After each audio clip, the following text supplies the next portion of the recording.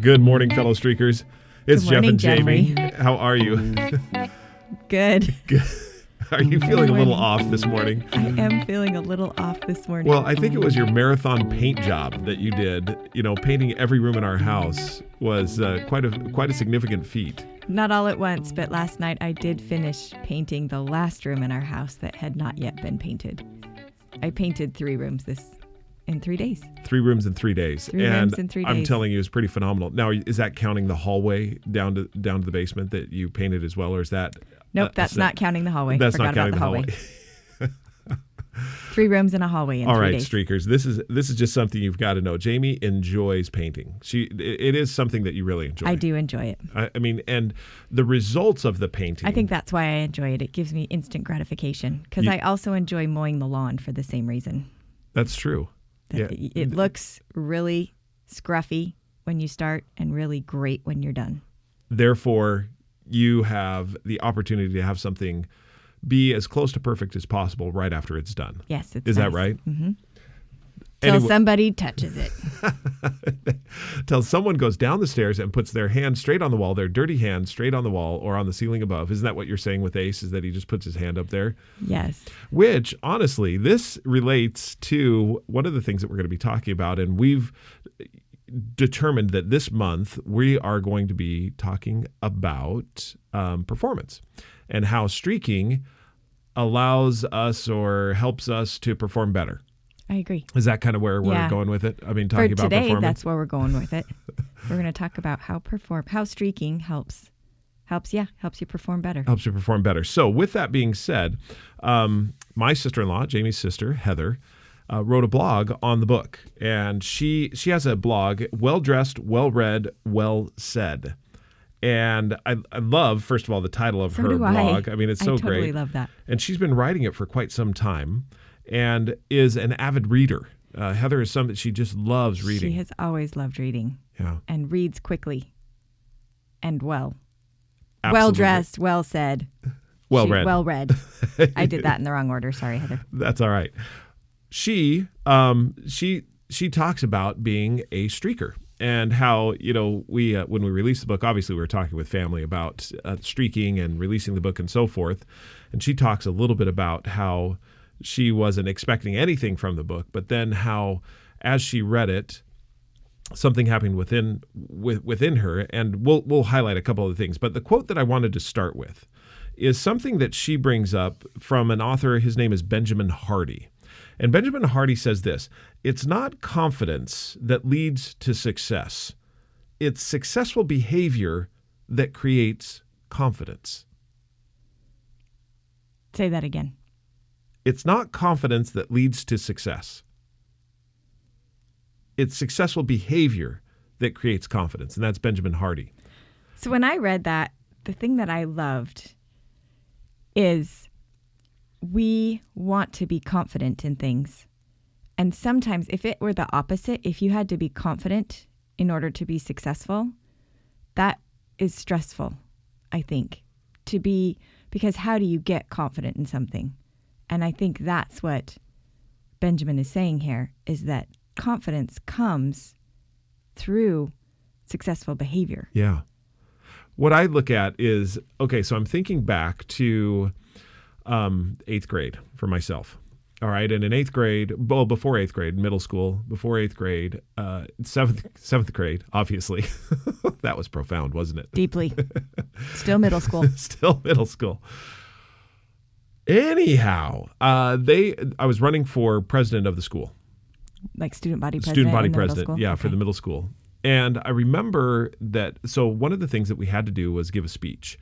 And the speech had to be given before each grade of the school. And by the way, the middle school was new. It was Broomfield Heights Middle School. We were the Falcons, and it was a brand new school. And we were the first class, each of the classes, 6th, 7th, and 8th, first classes in the school. Okay. Our principal, I remember his name, Walt Griebing. He had opened up the elections that a 6th, 7th, or 8th grader could be president of the school. Oh, so it wasn't an election for each grade. Anybody could run. Anyone could run. Okay. And so we did have presidents for each grade. Okay. But anyone 6th, 7th, or 8th could be president of the whole school. The reason I bring that up is because there's sometimes where it's only the upper grade that can be president of the whole school, if you will. That's totally what I was thinking. Yeah. We had to give a speech in front of each grade. So in each grade, there was probably about 300 students in each grade. And we had to give a speech. And I remember we were in the cafeteria, which served also as the auditorium, and there was a stage. And we were giving the 6th grade speech first, and then 7th grade and 8th grade. Well, to prepare for this, I had memorized the speech. And I had gone over it with my sister Tiffany, who, by the way, runs a great crochet blog, if you want to go over there. And we mentioned her in the book as far as crocheting 1 stitch a day, at least 1 stitch a day. She had worked with me to write this great speech, and I memorized it. And I remember, and so we sat down, and Walt Griebing, he got up, the principal, and said, we're here for elections for the student body president, and each one of these individuals are going to be giving a speech. We'd ask you to be respectful and to listen. And then we'd ask each of the candidates to please, before you begin your speech, state your name and your grade, and then give us your speech. I was the first person to go. I stood up, I went to the podium, and in my brain, I'm thinking about the speech that I'd memorized. And in the memorization, I had not put my name and grade first, but my name and grade were in the speech. Does that make sense? Right. I had started off with, my sister had said, you need to start off with something catchy, something that's really going to bring, a hook that's going to bring people in. So I got up there and I thought, but I have this authoritarian figure, the principal, that has asked me to start with my name and my grade. And so I decided to abandon just what I'd memorized, not abandon it completely, but not start with what I memorized, and go ahead and speak and say my name and my grade. Right. I said my name and my grade, and that was it. I could not remember the rest of my speech at all. Zero. I stood there for probably, and I'm not, this is not over dramatizing it. It was probably 1 minute of full silence. That you just stood there and I just stood there, could not remember for the life of me what the speech was. And I sat down. That was it. I turned around. I vote said, Jeff. No, I didn't even say vote Jeff. I'd totally forgotten whatever it was. I said, hi, my name is Jeff Downs. I'm in 8th grade. And I think I may have said, and I'm running for president. And that was it. And so I sat down. When I sat down, something inside, so Walt Griebing got back up after that, and he said, if you have prepared notes, you're certainly welcome to, you don't have to have it memorized. You can, but I remember I sat down. Now, I sat down, and as I was thinking, I'm like, I was debating inside myself, what happened? Why did this happen? I could have at that moment been defeated. Right. I mean, as an individual, as a person, saying, you know what, I can't do this, I'm done. And this is where it goes back to the confidence. It's not confidence that leads to success. It's successful behavior that creates confidence. So here's where I'm going. I sat there and I thought to myself, you have this. You have this memorized. You've gone over it several times. What happened? And I determined that what happened is I listened to that authoritarian figure, Walt Griebing, and I shouldn't have. I should have done it the way that I had planned. And so I sat there. They finished all of the people who were running for president speeches, and then the principal, Walt Griebing, he looked back at me and he said, would you like to go now? I'm like, yes, I would.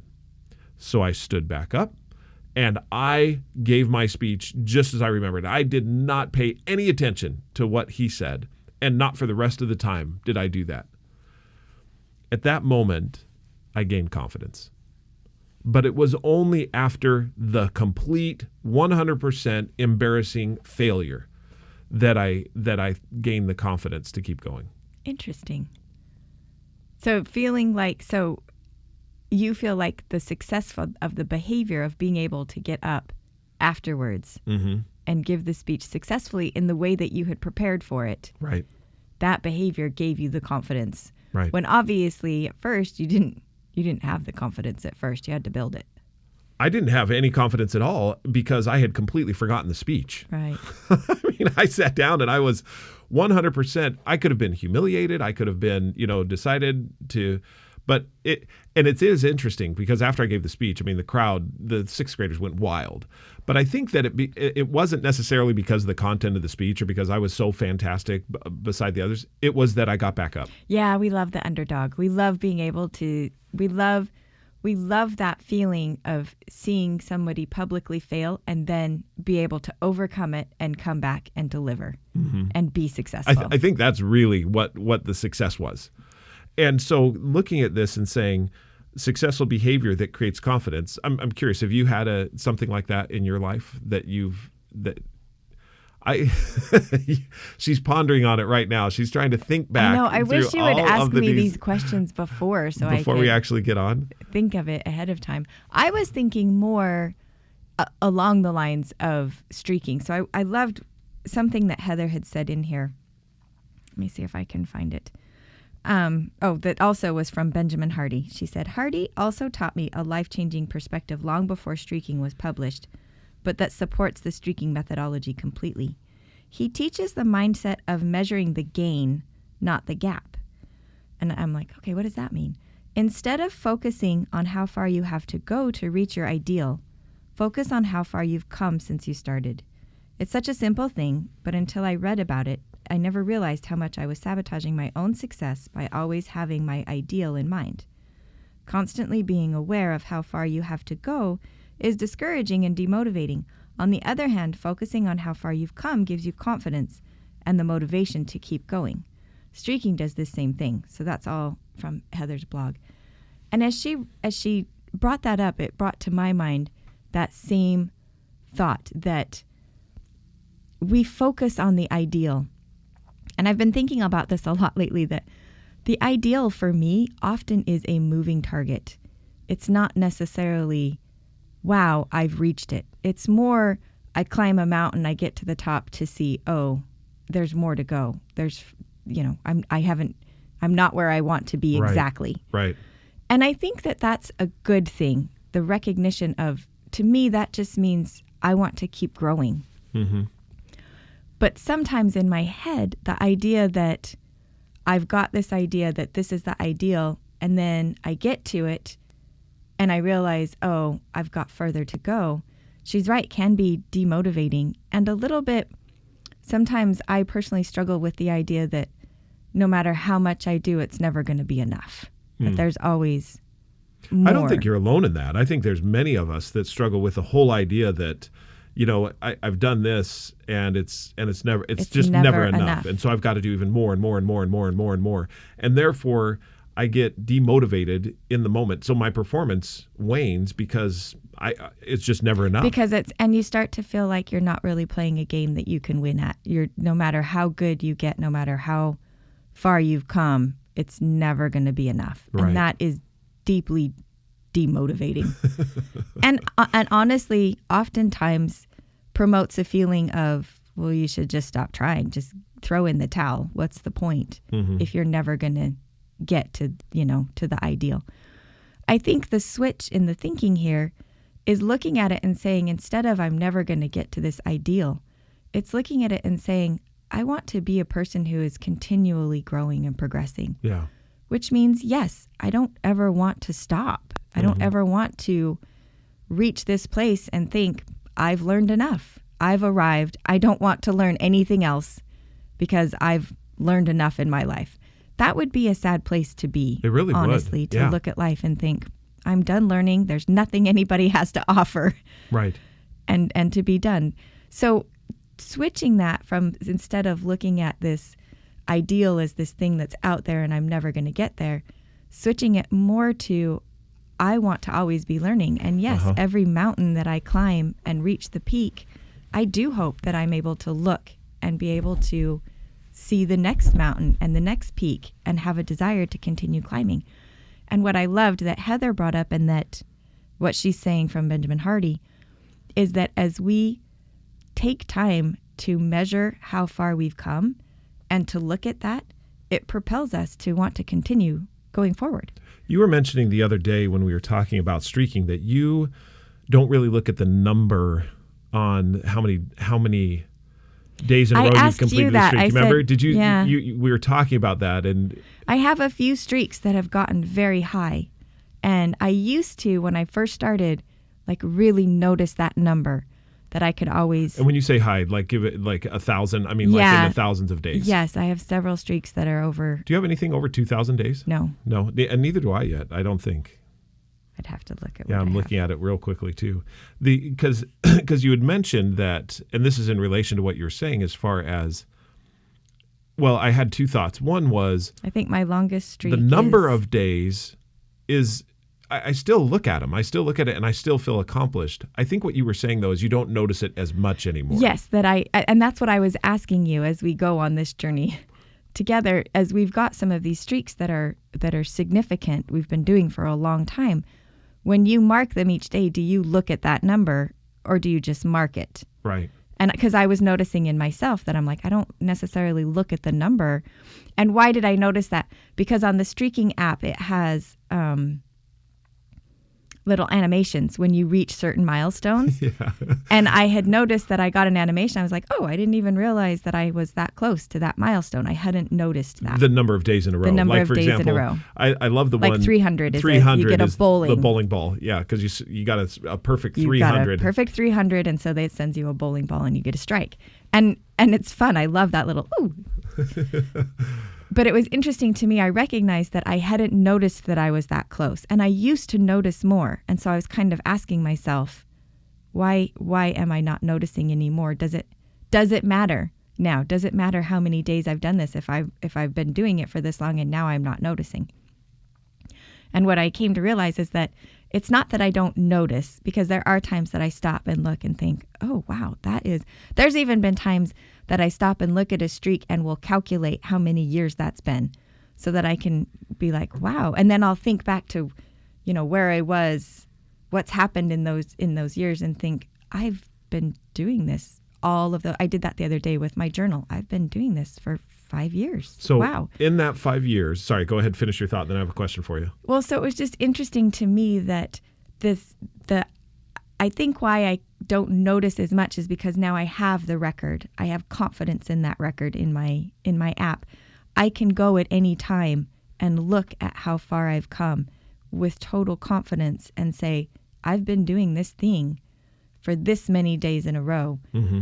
So I have the ability to go back and look at where I was and where I am. And it has changed it from trying to reach this ideal and thinking, I'm never going to get there. I'm not even doing this, to looking at it and saying, I've been doing this for hundreds of days now. This is literally a part of my life. That I can see how far I've progressed. And in that, recognizing I want to keep this as a part of my life. I'm going to keep moving forward with this. Do you feel that, so this was my question related to what it was that you're saying, because as you talk about that, I think about performance. Go ahead. No, go ahead. I was just going to ask, so do you feel over that last 5 years, your performance has improved? Yes, and so there's a couple streaks. So this is a great question, because there's a couple streaks that have a tangible, visible way to see that performance. So, for example, my journal writing. Right. I can tangibly see that for 3 years, I barely filled half a journal. And in the last 5 years, I've filled 9.5 journals. So I can stack them on a table. You were taking a picture of those the other day where you're like with a streak, without a streak, with a streak. Yes. And the comparison between the two. So there's this visual representation of the performance that I can see the level of performance there. The other thing that's great, though, is the ability on those things that are harder to rate your performance. So personal characteristics. I have a do an act of kindness streak. And I have a journal that I keep those. The streak isn't that I have to write it down, what I've done, but I have a journal that sometimes I write down what that act of kindness was. But I didn't want to make that a specific streak yet. To write it down is what I'm saying. However, it's great to be able to go back and read some of the things I've done, but also recognize that even though I haven't written everything down, I have a record that shows I've done something intentionally kind every day for this number of days. Measuring whether or not you're a kinder person is a difficult thing to measure.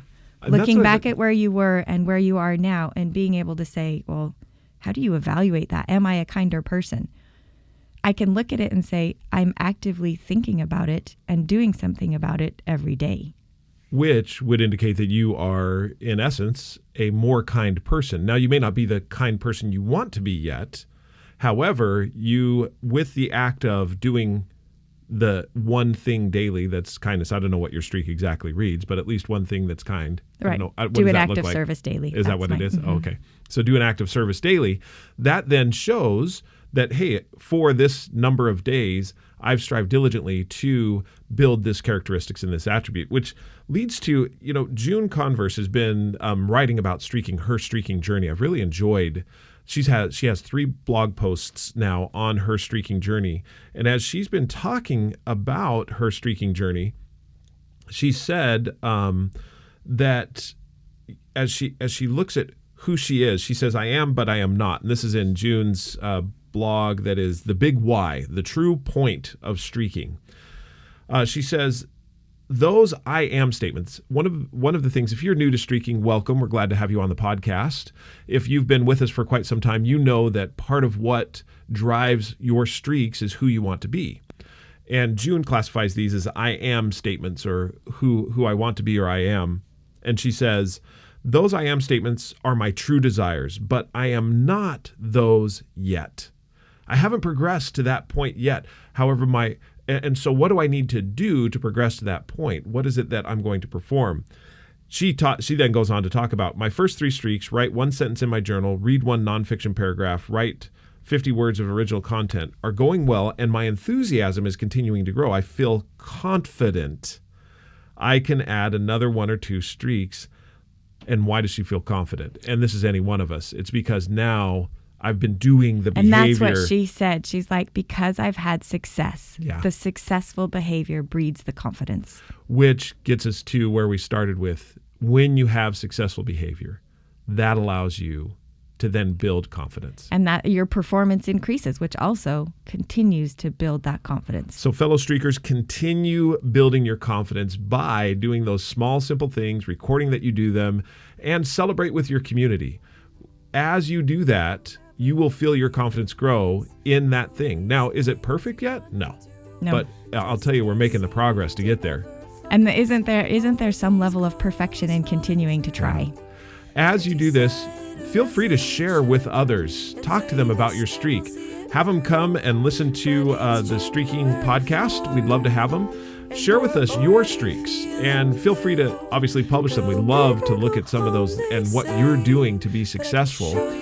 If you're curious about all of this and you haven't read the book yet, download the book, read the book, leave a review on Amazon so other people can find it. And absolutely. Those reviews are so critical because then people can find it and find what you've seen as success. Or email us, Jeffrey, Jeffery, at streakingmastery.com. Or Jami, Jami, at streakingmastery.com. Until we talk again, keep streaking.